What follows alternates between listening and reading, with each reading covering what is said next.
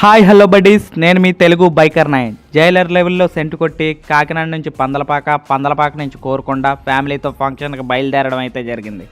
తమ్ముడిది ఎలాగో తగ్గ లైఫ్ కాబట్టి మా వాడు ఫేస్ చూపించడానికి కూడా వెనకాడలేదు. మా తమ్ముడు అమ్మమ్మ అయితే క్లాసిక్ మీద దూసుకెళ్ళిపోతున్నారు. మా యాక్టివా మాత్రం వెనకే ఉంటుంది.